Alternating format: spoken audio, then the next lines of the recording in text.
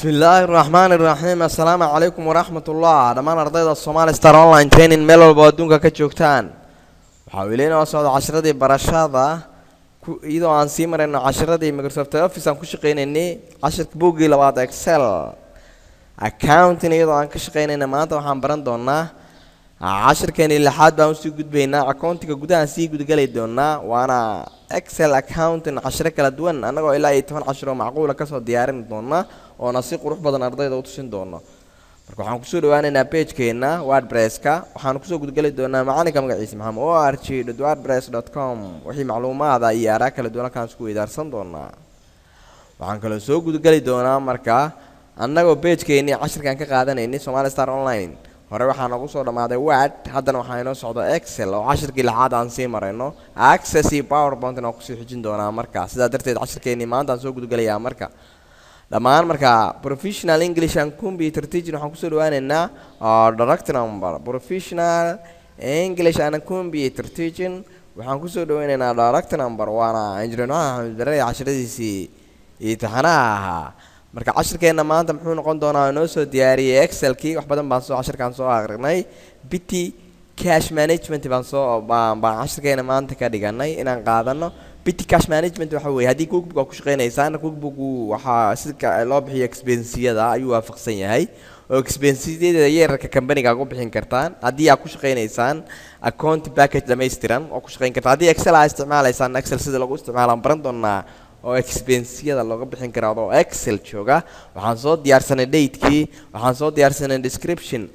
iyo reference-kii receipt-kii oo aan jari lahayn receipt-kii oo lacagaha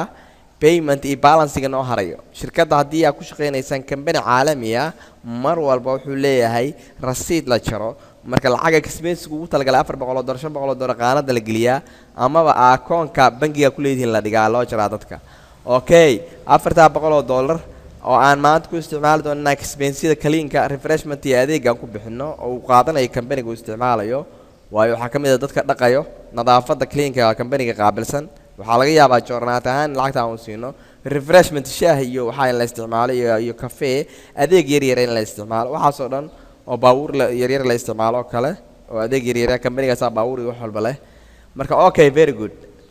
marka waxaan isticmaalayaa lacagahaas expense-ka sidee loo bixin karaa oo ka macquul intaas ah sidee expense-kan loo bixin karaa company-ga hadii $400 uu dhiib teeda kale ninka cashier-ka lacagta looma dhiibayo expense-ka waxa laga yaabaa xisaabiyahan loo dhiibo waasiga qaabilsanaada sidii loo waafaqo in ay xisaab hufnaan ka jirto company-ga hadii company cashier-ka lacagta uu qabta asiga lacagaha waaweyn oo company-ga soo galay marka kan waxa laga yaabaa expense qof gaar ah ama cashier ama xisaabiyahan loo dhiibo qof kale in loo dhiibo oo company-gu shaqeynayo marka sidee expenses aan u bixin karnaa oo company-ga anagu ku shaqeynayno Petty cash management waxaana waafaqaynaa company-yada caalamiga ah casharka waxaan ku soo qaadanaynaa company-yada caalamiga si ay u shaqeyn karaan marka halkaan description baan laga rabaa inaan gelino oo data sorting aan soo saxano okay say soo saxanaynaa marka data sort waxaan isticmaalaynaa intaan kaliya nala ogoliyaa clean inaan lacag ku bixino refreshment iyo adeeg intaan bixino intaas kaliya sort u sameysanaynaa marka hadii nala ogoliyaa adeegi kale halkaan ku qoranana waa bixin karnaa okay marka data source aan u sameysan lahayn baan baranaynaa source waxa la yiraahdo source waxa kala horeysiin okay data valuation baan imaanayaa data valuation baan imaanayaa marka halkaan list baan soo dooran doonaa list baan halkaan ka doortay ila soco listiga marka kuwaan aan ku galeynaa kuwaan waa kuwaan ku qaadan lahayn listiga halkaan aan ku saxanayaa kuwaan aan laga rabaa marka inaan halkaan keensado oo data source ay noqdaan data source kuwaan waa inay noqdaan oo halkaan markaan click siiyo halkaan aan intaan aan ku soo xareeyaa intaan waa inay data source-kayga noqotaa baan leeyahay marka waa okay intaas ay noqonaysaa okay baan ku leeyahay data source-kayga halkaas intaas ay noqonaysaa marka wixii description aan isticmaalaya intaas aan isticmaalaya listiga hadhow listigan hadii aan furo waa inuu data source halka ka muuqdaa inay fahantaan waa muhiim jiddan ku soo celinaya casharkii oo hadda aan sameeyay ugu talagalay adii ka xareeyaa oo soo bilaabaya casharka ila soco sidaan u sameysan karno waa ka sortigi kala horeysiintii marka sortigan meel eber waxa ku saabsan yahay waxaan ugu talagalay inay fahantaan kaliya marka remove baan iska sameeynaya iska saaraya kan markaan iska saaro waxa ogaan doontaan inaan saan u sameynayo saan u sameynayo sortigi baa arki doontaan oo aad baran doontaan maanta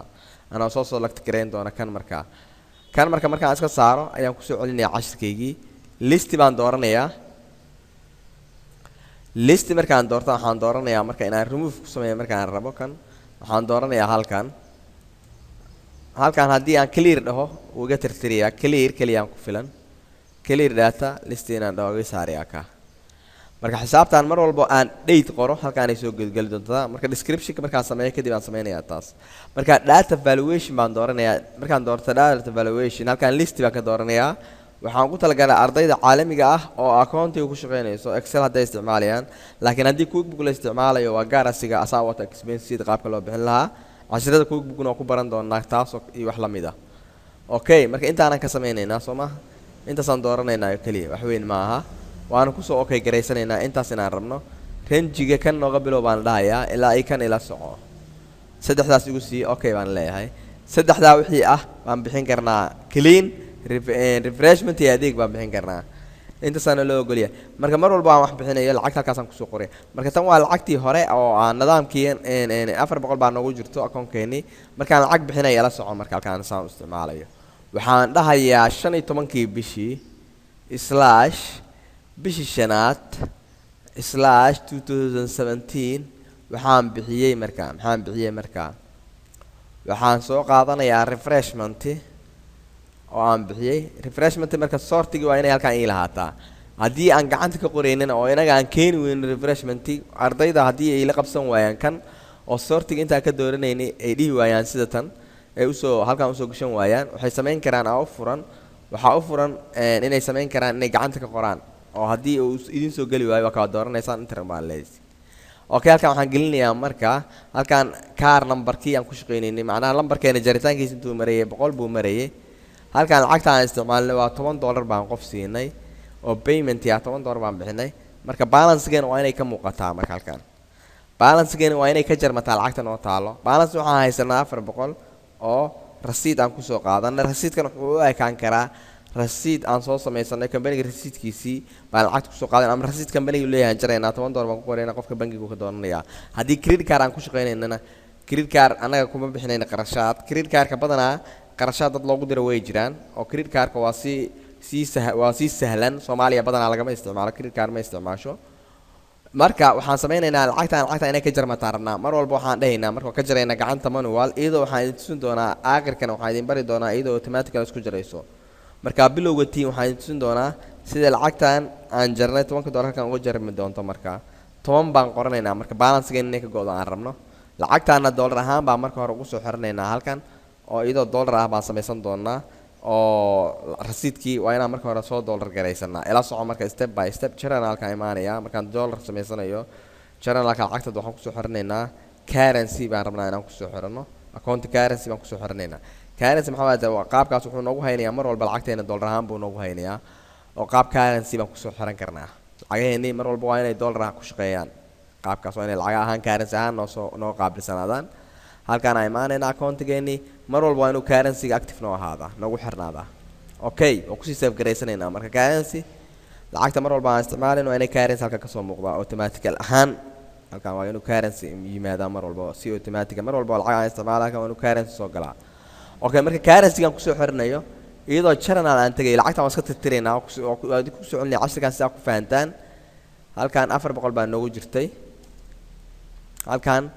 marka rasiid markaan imaado halkaan rasiid payment baan imaanayaa mar walba halkaan waxaan dhaynaa currency waa inay ahaataa marka hore waan doorashaan sameynayaa waan dooranaynaa ila soco marka hore dooro halkaan waxa soo galayo waa inuu ahaadaa waan dooranayaa ila soco saan u doorto markuu muuska isbedelo oo aan doorto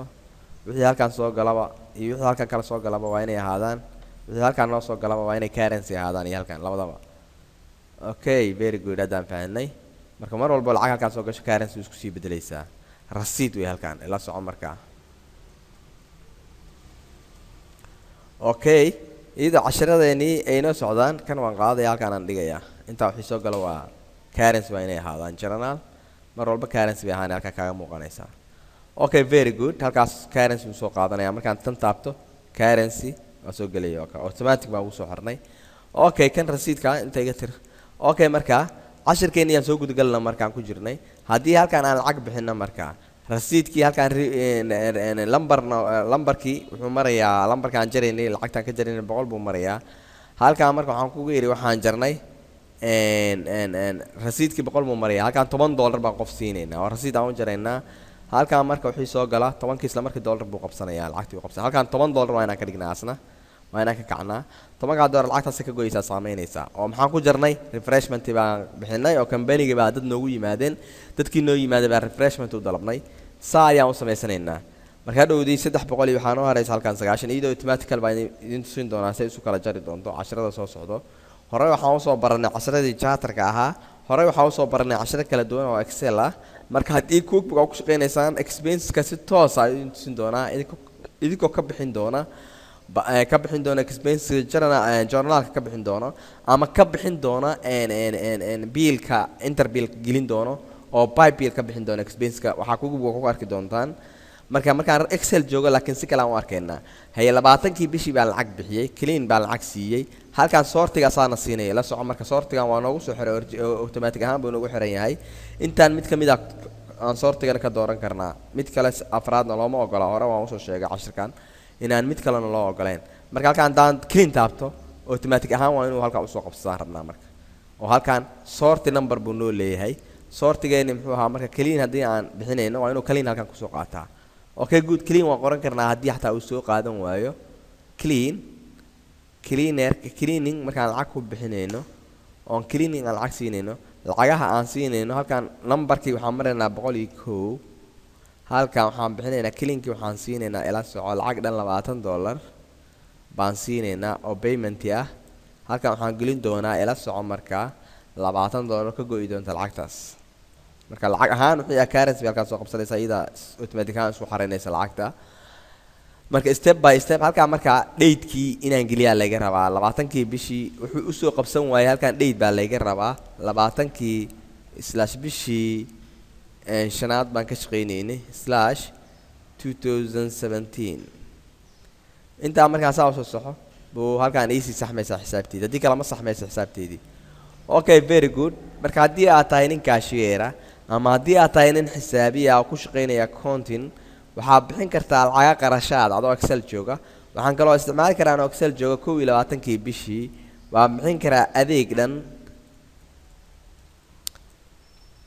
adeegdan lambarkan ka bixinayna waa 102 ila soco adeegdan $15 baan bixin karaa halkaan waxaan ku qorayaa marka $15 automatic aan dollar bay soo gelinaysaa waa ka lacagtaas oo dhan waxay ka go'ay doontaa $400 oo ahayd company-ga u taalay oo company-ga wuxuu ugu taalay inuu expense-yada uu isticmaalo intaas oo expense loo ogol yahay inuu isticmaali karo marka waa si format gareysan karnaa tan hadii aan quruxso isniraano saan ku shaqeynayna company-ga waa si quruxsan karnaa